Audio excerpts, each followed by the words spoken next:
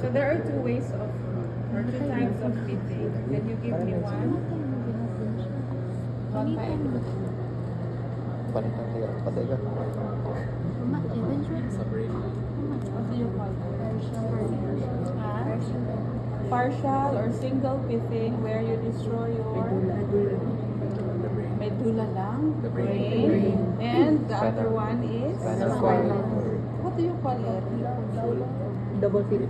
Double fitting or complete fitting where you destroy the Spinal cord. only the brain and the spinal cord. So that is your double fitting. Now, what are the parts of the frog that we're going to harvest? Gastrocnemius muscle. Gastrocnemius muscle and your sciatic nerve. Okay. So we will do the procedure. When we do it, we have to make sure that we are able to position the frog properly. Okay. So positioning the frog properly means that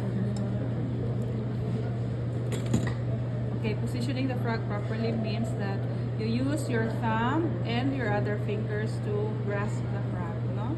Grasping means all the all the extremities should not be out. Okay, kana ba nagdangle, no? So you position it like this, and your index finger should be pushing the nose or the snout of the frog down, because we don't want the frog to be like straight, no? The head straight up. Because when the head is straight and we try to poke the pithing needle down, it will end up in the throat, no? So we want to destroy the brain. That's why we have to position the frog face down or snout down or nose down. And then we take a look at the posterior part of your eyes. Okay. And look for that V line. Actually, it's a bit imaginary, no? But if you take a look clearly, then you will see the line and you will see the depression. It's here. You know what a depression is, right? Okay, so there is like murag lungag, no? There on the skin, and this depression corresponds to which structure? Yes, it's your foramen magnum. So when you say foramen, it's a hole. No, it's found in between the skull and your spine. So it's a depression. That's why when you look at the skin, lungag siya.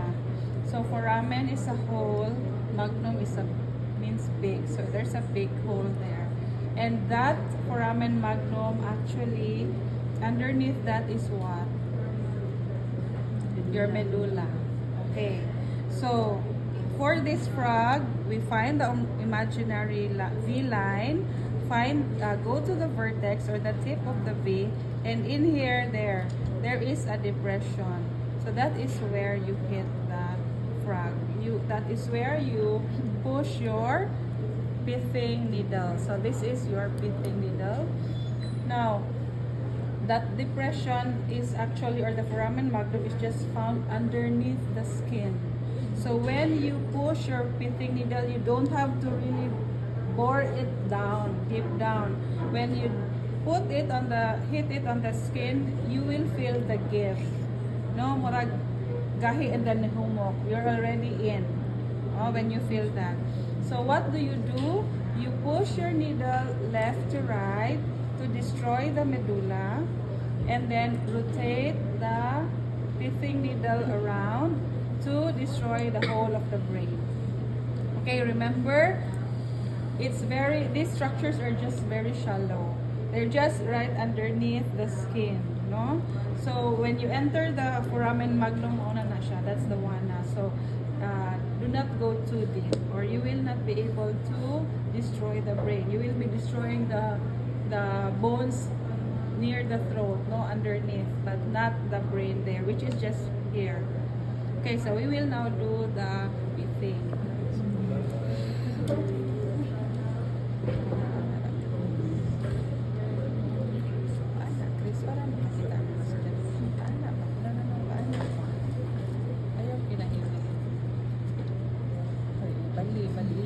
Their brain is here, so the pithing needle should be slightly forward, ha? Okay.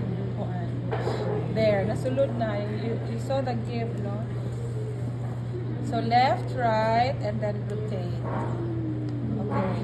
So there is a way that you can check whether you have destroyed your brain properly or fully, and that is your corneal reflex. So when you're checking for that, make sure that the eyes of the brain are open. You don't check for your corneal reflex using or on the lid. You check on the cornea. So you can use the side of your pithing needle, not the sharp edge, the side, because for humans, when we do the corneal reflex, we even use the cotton. Diba? So when we do the corneal reflex on the frog, we also do it gently. Use the side of your pithing needle to check on it. So let's now see. The eyes should be open. Kilid, Chris, kay side lang. Side, ano pithing needle. Yeah. Okay. Let's not blink anymore, no? See. The other side. Other side.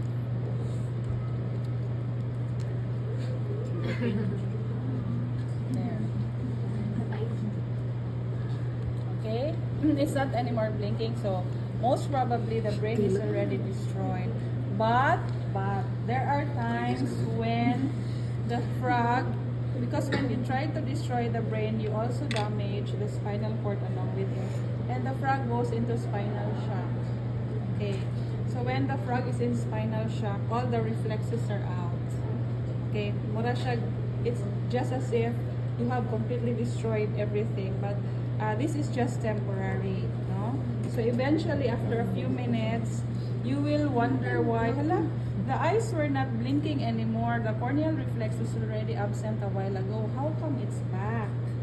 Okay, so it's because you did not totally destroy the brain, but at that time, the frog was just in spinal shock. So when you see that the eyes now start to blink, it means that you have to repeat the procedure, okay, to fully destroy the brain. Now, I have been teaching for 23 years already, and just by looking at the eyes, I will know if the brain is already destroyed. Just by looking, I will know if the corneal reflexes will still be present or absent when you will, you test the eyes, the corneal reflex. Ting ani na gani ang mata ka na dili na gani sharp. Look at the eyes. Yeah, mura na siya gloroy, no? Di na siya sharp, then most likely that brain is already destroyed. Okay, so that's also a clue, but it will be the best if you check for the corneal reflex. So again, we will check and see if it was not just spinal shock that the frog was in. Sige, check again. Let's see.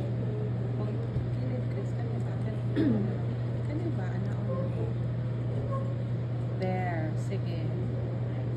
Wala gihapon. Gently lang, ha? Wala gihapon. So, it tells us that the brain is already destroyed. Question, is that frog alive or dead? Alive. So, if you'll open the chest area, you will see that the heart is still beating. Now, another question. If you put that frog down, will it move or not? It will. So, that frog can still jump around. So, do not put that frog down. Kaya maglukso-lukso na siya. You have to continue holding it firmly. Okay. So, now we are done with our single pithing. We will now proceed to our double pithing. Now, there will be procedures that will tell you to just do single pithing. There will be procedures in your laboratory where you will have to do double pithing. So depending on what the experiment will ask you to do, just follow it. So if it's single pithing, do not do double pithing. We have reasons why we just need to do single pithing. But if we are there to harvest the muscle and the nerve, the gastrocnemius muscle and the sciatic nerve, then you have to do double pithing. So we will be doing mostly harvesting of our muscle nerve preparation because these are the ones that we will use in our muscle physiology activities.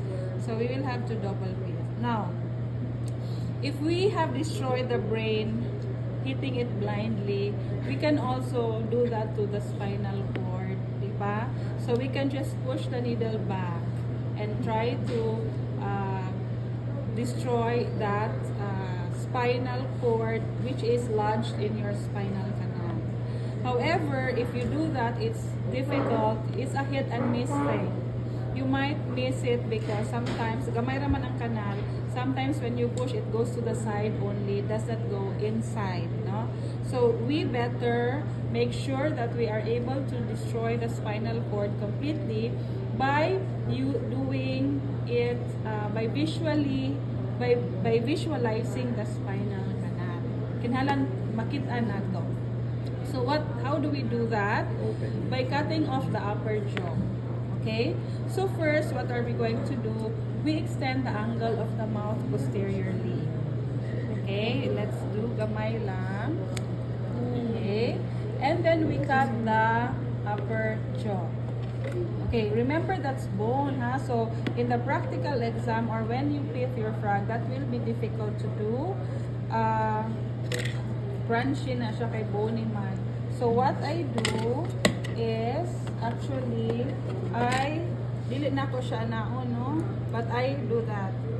Kaya mas kusog ang force if you do that. For males, masayon sa ila because they're strong, but us we can do it. Huh? Isa man mo na ko na. Sorry.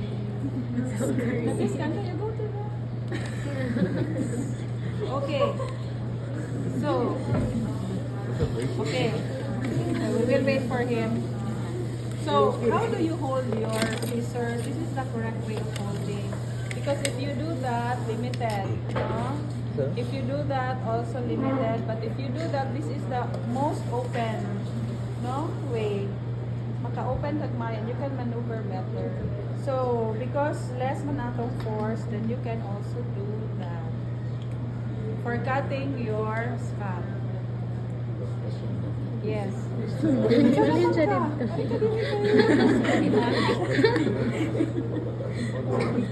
Kainom mo ba?